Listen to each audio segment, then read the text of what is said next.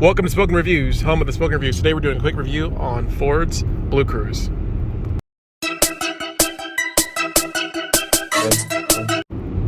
Yeah, guys, so the Blue Cruise is actually really nice. It's Ford's equivalent to the Autopilot from Tesla. I've been using it more and more, but with this Mach-E, we've only gone on a road trip, I think, once. Yeah, we've only gone on one road trip. So the 4,000 miles that we have, 4,500 miles, it's mainly just been in the DFW, back and forth to work, to Dallas, and running errands. But I mean, it's really nice. It's really nice. A couple things to point out. There is a camera here, and this camera is actually keeping an eye on you, making sure that you're, focused on the road. So that's kind of nice. In the Tesla, they do have a camera that is kind of up here on the Tesla, and that camera is basically keeping an eye on you. And I think they said, like, once you have the robotic taxis, which I'm really excited for that to happen with the robot taxis, basically it'll let you basically see inside. And I think on one of the latest updates on Tesla, you can see inside the car, so that's kind of cool. But this is basically just making sure that your eyes are on the road. So if I look off the road for like a while, it's gonna pop up and it's gonna warn you. So I'm gonna do that right now. I'm gonna take my eyes off the road, and we're gonna see the warning. Steering wheel, right? So I gotta keep my hands on the steering wheel.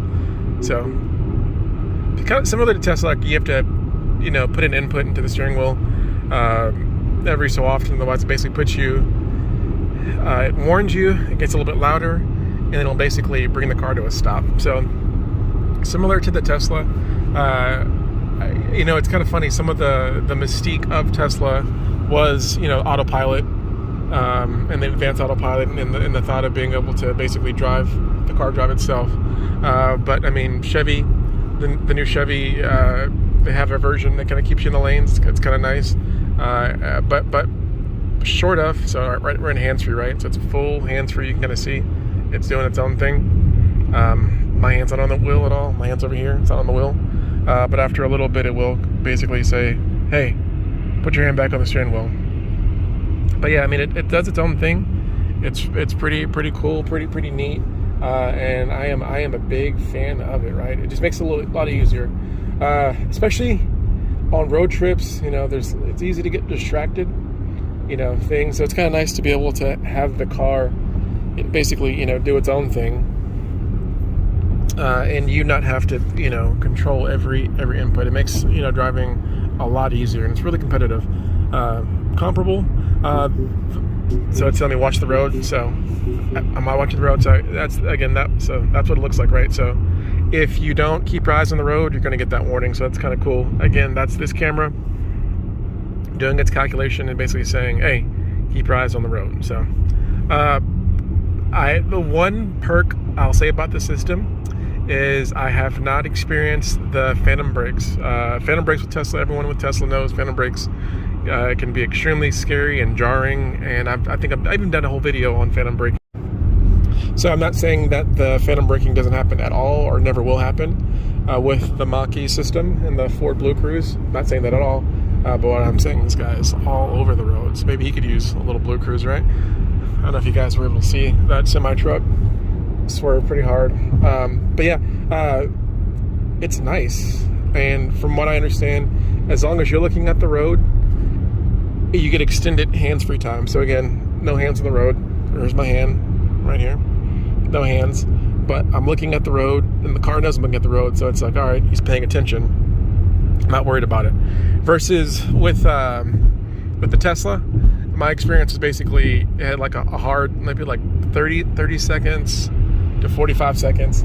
If you didn't touch the steering wheel, the Tesla was basically, putting you into jail mode.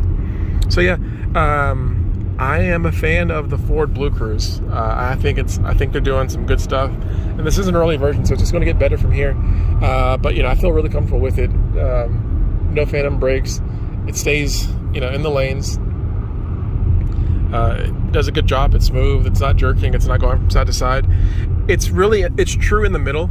One thing that I experienced with the Tesla Autopilot, a lot of people experienced, was that the Tesla, it really did, it tried to pull you in to the left. So it really tried to hug the inner lane, which is kind of weird whenever you're in a 2-lane road, like most highways.